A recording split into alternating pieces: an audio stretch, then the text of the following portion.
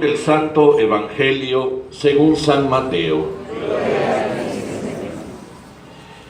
En aquel tiempo Jesús dijo a sus discípulos: así como sucedió en tiempos de Noé, así también sucederá cuando venga el Hijo del Hombre.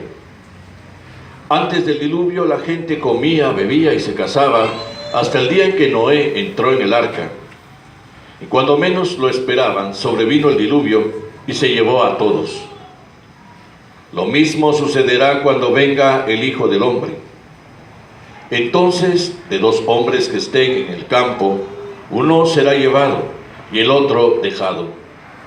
De dos mujeres que estén juntas moliendo trigo, una será tomada y la otra dejada. Velen pues y estén preparados, porque no saben qué día va a venir su Señor. Tengan por cierto que si un padre de familia supiera a qué hora va a venir el ladrón, estaría vigilando y no dejaría que se le metiera por un boquete en su casa. También ustedes estén preparados, porque a la hora en que menos lo piensen, vendrá el Hijo del Hombre. Palabra del Señor. Gloria a ti, Señor.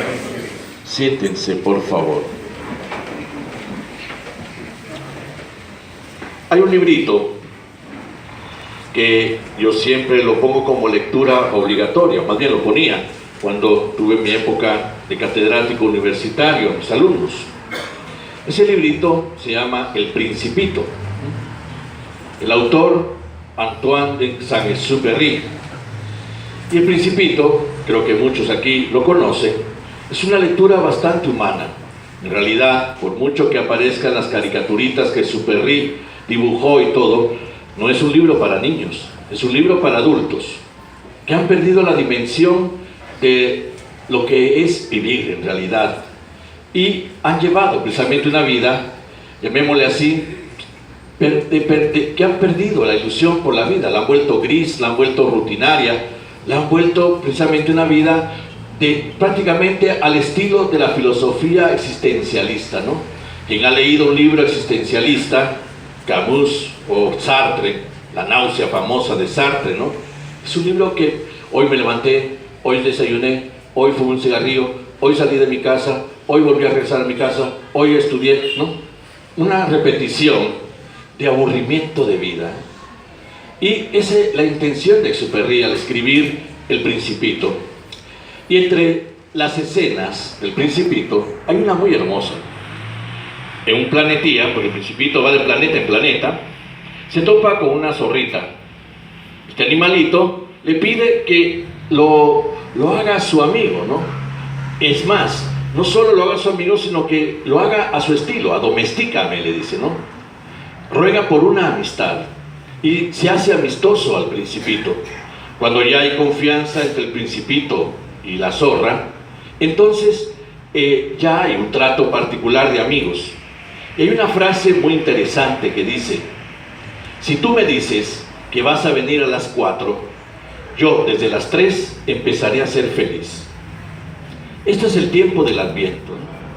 El tiempo del Adviento es saber que alguien viene a nosotros y nosotros nos preparamos a recibirlo. Precisamente, creo que las explicaciones que hemos tenido las semanas anteriores, domingos anteriores, respecto a ese cuadro dramático, trágico, lleno de, llamémoslo así, de escenas duras, trágicas, terremotos, guerras, huracanes, pestes, ¿no?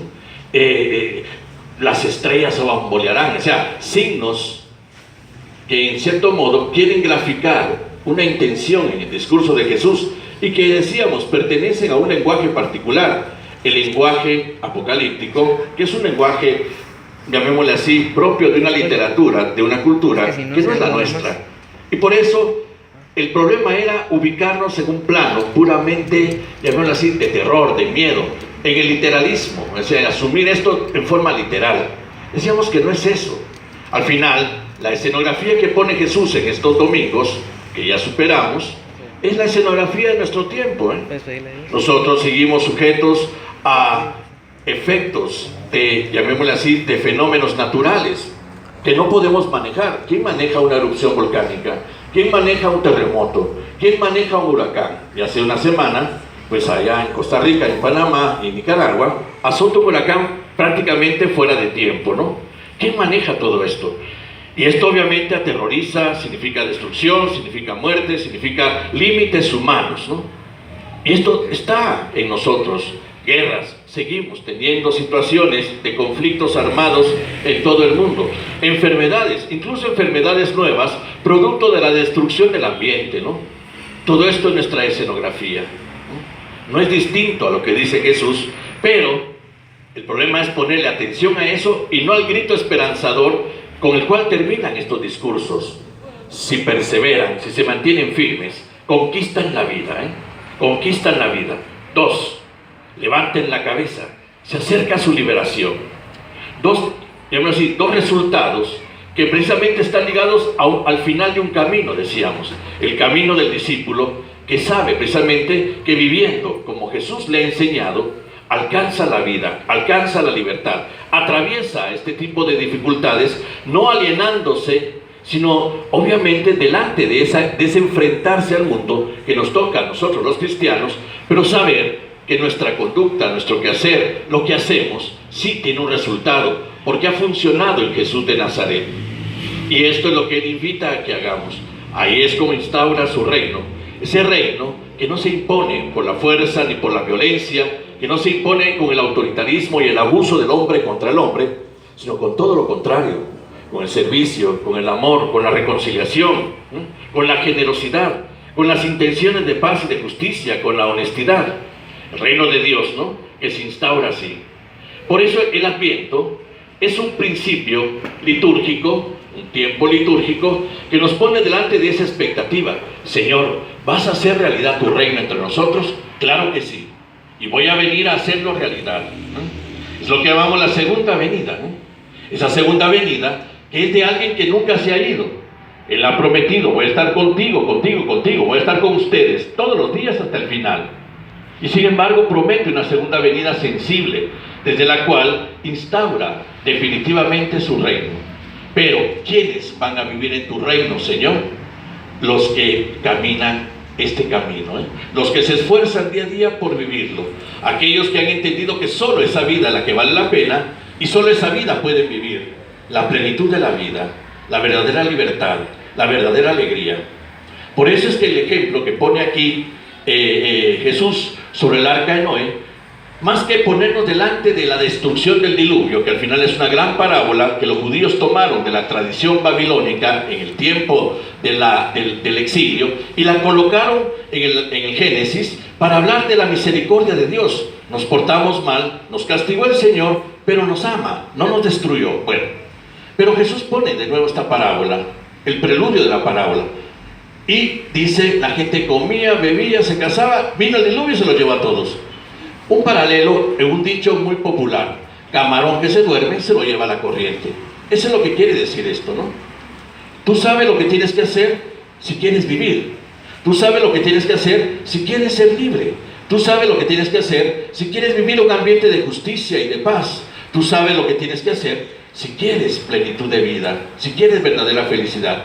Pero si te adormeces en la mediocridad, si te adormeces en lo fácil, en lo simple, en la ley del mínimo esfuerzo, nunca vas a llegar a probar todo eso.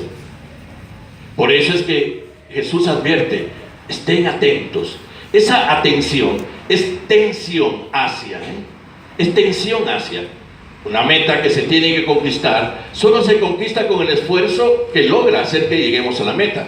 Empezamos una carrera y nos quedamos a mitad de camino, alguien te va a decir: bueno, ¿para qué la empezaste?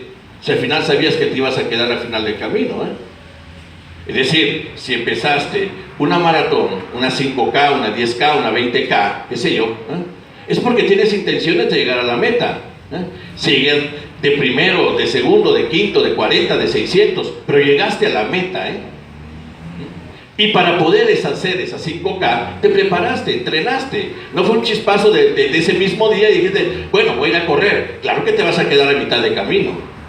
Hubo una preparación.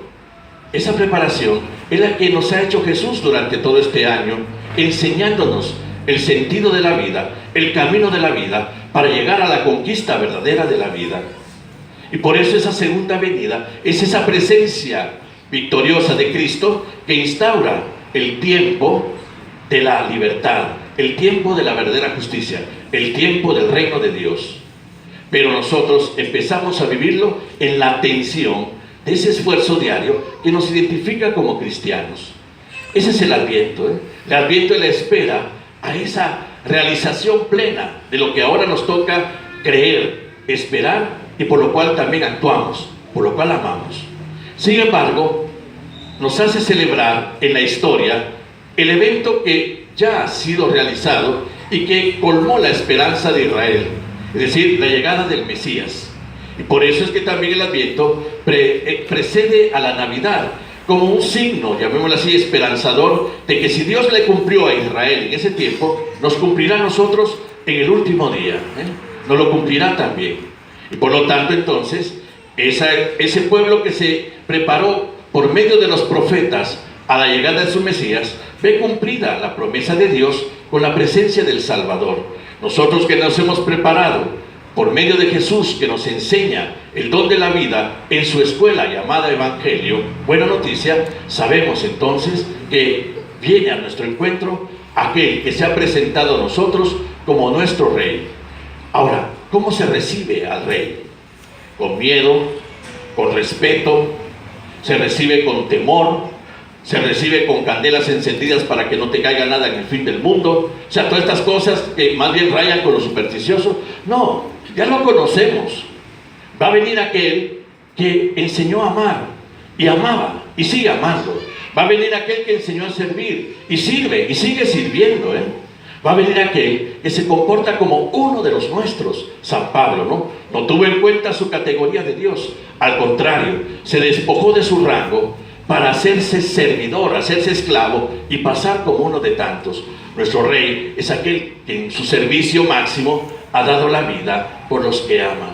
¿Tenerle miedo? No. Y ahí precisamente por qué puse el ejemplo del principito con la zorra. Tú me dices que vienes a las 4, desde las 3 empiezo a ser feliz. ¿Por qué? Porque nos queremos, porque nos amamos, porque hay una persona amistosa, un gran cuate, porque quiero verte, quiero conocerte, quiero estar contigo, Todas estas cosas que se hacen desde la perspectiva de alguien agradable que viene a nosotros, no de alguien que, claro, obviamente él habla de una teofanía, está hablándole a un pueblo judío que todavía cree que Dios tiene que presentarse en medio de rayos y truenos y nubes y cosas por el estilo. Pero si su primera presencia fue desde la sencillez de la realidad humana, en la base de la pobreza, en la base de la miseria, ¿por qué va a presentarse en forma distinta? Si así es como lo conocemos, así es como se presenta, como el inaugurar el nuevo reino de Dios. Y por eso lo esperamos con alegría, y lo esperamos con la honesta alegría de los cristianos. El Adviento entonces nos pone también delante de cómo vas a limpiar tu casa para que entonces Él que viene a ti esté contigo, sea tu huésped de honor, Y por eso también se convierte en un tiempo penitencial. Es decir, cuando hablamos de penitencia, desgraciadamente lo primero que se nos ocurre son espinas y cruces y cosas por el estilo. No, hablamos de penitencia, es un tiempo preparatorio, necesario. ¿Por qué? Viene un evento extraordinario que nos va a alegrar. Pues me tengo que poner en forma para ese evento. Me tengo que poner en la altura de ese evento, Por lo tanto, prepárate. Eso nos está diciendo el Adviento. Prepárate, Y Jesús nos dice que la preparación mejor es no dormirse en la mediocridad, no dormirse en la rutina, no dormirse en el conformismo religioso, que ese es el riesgo más grande que tenemos nosotros los cristianos. El conformismo religioso, ya creo suficiente, ya cumplí suficiente, ya hice suficiente. Si alguien aquí sabe de deportes y sabe que precisamente el ganar un récord, el ganar un primer lugar, el ganar precisamente una medalla, implica un esfuerzo que se va haciendo evolutivo cada vez más. No puedes decir a mitad del entrenamiento, ya es suficiente, vamos a probar si llego hasta la meta. Tal vez vas a llegar, pero no vas a ser de los primeros lugares como te habías propuesto, Y entonces así pasa con nosotros, cuando nos decimos cristianos y somos conformistas en lo religioso, Entonces ahí vienen las dudas, ahí vienen las confusiones, ahí vienen las acusaciones que le hacemos a Dios delante de los males que hay en este mundo. Cuando Él nos dirá, si tú te hubieras comportado como te dije, si tú hubieras hecho lo que te dije, no tendrías miedo, no estarías confundido, no estarías aterrorizado, no me acusarías de los males que vienen en este mundo, porque al final de cuentas, tu mediocridad los provocó, tu conformismo los permitió. Y entonces, prepárense, estén atentos, dice Jesús. ¿Y cómo, Señor? Bueno, el camino lo saben, el quehacer lo saben, háganlo todos los días. No busquen la vía más fácil, porque el camino del reino de los cielos no es fácil, es un camino de esfuerzo, es un camino agónico. Acordémonos, sí, hace bastantes domingos, cuando inicia el camino del discipulado, de acuerdo al evangelista San Lucas, que nos acompañó en el siglo pasado. Agoniste, es decir, esfuérzate, esfuérzate. Y ese esfuerzo es la tendencia cristiana a no quedarse como un religioso mediocre, que obviamente, tristemente, esa es la media de muchísimos que se dicen cristianos. El conformismo de una religión que voy a cumplirla como a mí me rompe la gana. Total, es una religión que es mía. Y entonces Dios manipulado, Dios manejado, Dios hecho al tamaño mío, Dios hecho a mi antojo, un Dios alcahueta que te permite hacer lo que te ronque la gana porque se conforma con una persinadita de 10 pesos que echas el domingo. Entonces, ¿a dónde nos lleva todo esto? ¿Qué reino de Dios construimos? ¿Cuál va a ser la tendencia de nuestra confianza? ¿Cómo podemos entonces esperarlo con alegría si no lo conocemos y más bien, a veces hasta miedo le tenemos? No, viene aquel que se ha presentado siempre como el que nos ama. Y por eso es que tenemos que recuperar la connotación cristiana de este tiempo. Tenemos que recuperarla, es una exigencia. Porque en realidad el problema nuestro está ligado también a las tendencias del mundo. San Pablo, en la carta a los romanos, invita a los discípulos, a los cristianos de Roma, en su tiempo, dice: no se dejen llevar por las tendencias de este tiempo, sino más bien transfórmense a esta nueva mentalidad. Habla del Evangelio, las tendencias de nuestro tiempo. Y claro, si no nos están aplastando delante de una preparación cristiana, nos están agobiando delante de una preparación cristiana. Empecemos por el consumismo, el materialismo, esta visión de comercio que aprovecha precisamente los eventos de cualquier tipo para convertirse precisamente en la oportunidad de ganar plata. Y aquí tenemos entonces la nefasta figura de Santa Claus. Nefasta figura, la anticristiana figura de Santa Claus. Él es el antitestimonio del cristianismo, no es cristiano. Se lo inventó el comercio, que San Nicolás, dejémonos de babosadas, no tiene nada que ver con San Nicolás de Mira, nada que ver, ya sé yo. Es un sincretismo que fue evolucionando hasta que la Coca-Cola lo vistió de rojo y blanco y lo presentó como el modelo del consumismo norteamericano. Santa Claus es una mentira del comercio y es el signo de la injusticia de este tiempo consumista y materialista que envenena la Navidad. ¿Por qué? Porque Santa Claus dice: le trae regalos a los niños buenos y no le trae regalos a los niños malos. ¿Ok? Hasta ahí estamos bien. Pero hay un montón de niños pobres que son muy buenos y no reciben nada. Y hay un montón de hijos ricos, llenos de berrinches y de caprichos, que lo reciben todo. Y Santa Claus se los trae. 2. Es el usurpador del cariño de papá y de mamá. Te lo trajo Santa Claus. Sé honesto. Te ha costado a ti como papá, te ha costado a ti como mamá decirle: te lo damos nosotros porque te queremos, no Santa Claus.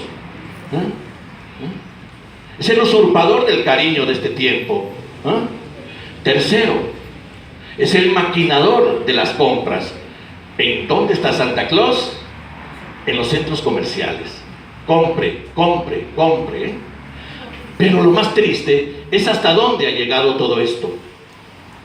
Hoy la revista del domingo de la Prensa Libre sacaba todo un artículo sobre el sentido de este tiempo, la Navidad, obviamente desde un plano de estudio sociológico y antropológico.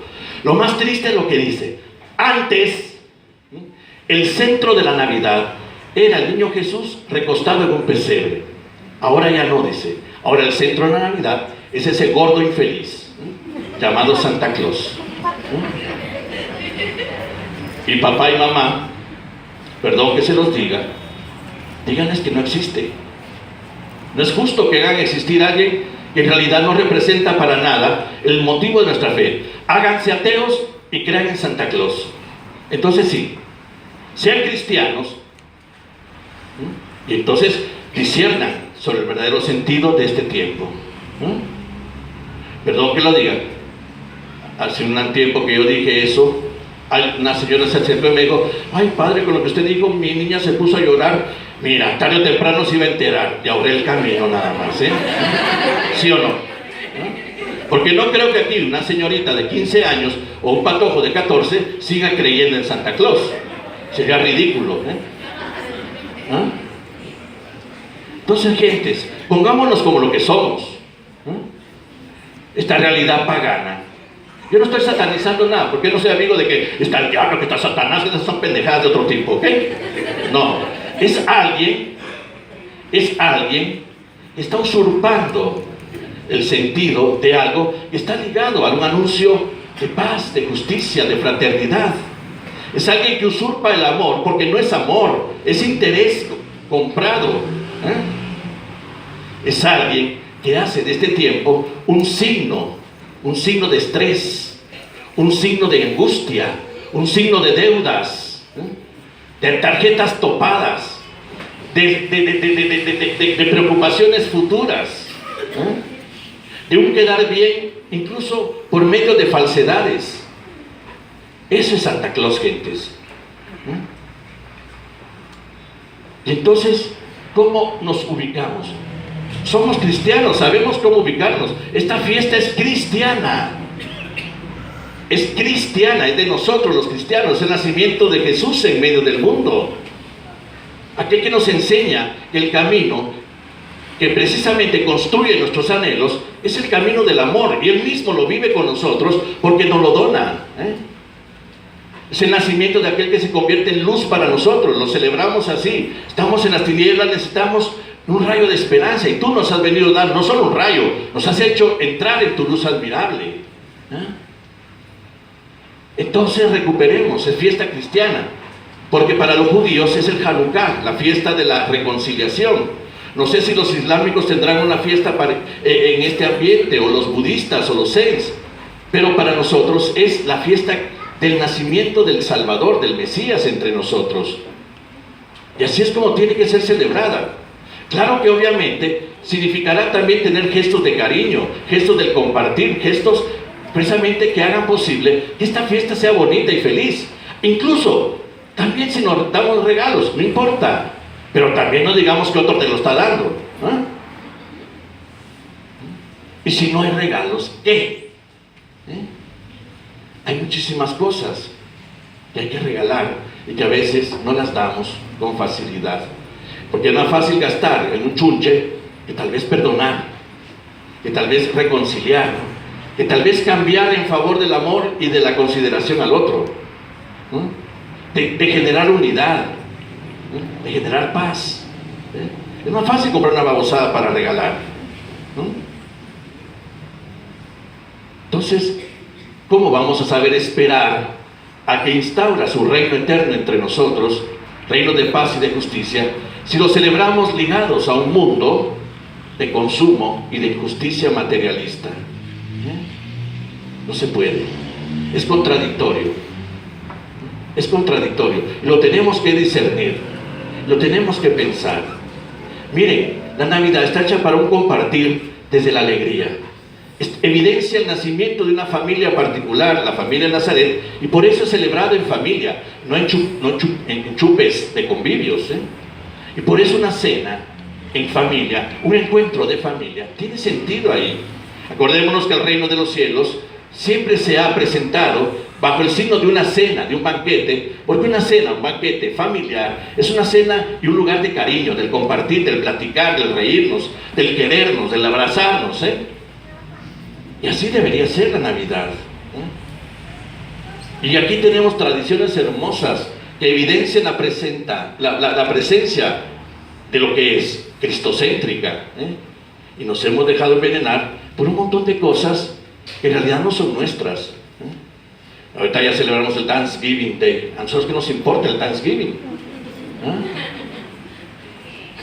Unos cuáqueros salieron de Holanda expulsados por su radicalismo religioso, atravesaron el Atlántico, se los llevó a las corrientes del Humboldt, qué sé yo, y llegaron al este de los Estados Unidos muertos de hambre. Los nativos de ese lugar los acogieron, mataron un par de chompipes, unos cuantas mazorcas de elotes y les dieron de comer. Así nació esa fiesta para los norteamericanos, porque tiene sentido en cuanto a lo que ellos llaman los fundadores. ¿A nosotros qué nos importa? Pero el colmo del guanabismo guatemalteco es la consecuencia, Black Friday. Y les hacemos el favor a los comerciantes, a los dueños de empresas, porque ahora ya les acortamos el tiempo de esperar ganancias. Antes, pues obviamente, teníamos que esperar hasta la Navidad y pasaban meses. Ahora solo pasa un mes. Del gasto del Black Friday, sí, que el sábado hubo atascos en los centros comerciales gracias al Black Friday, porque ya la Navidad también va a significar gastos. Entonces, ¿qué mundo estamos haciendo?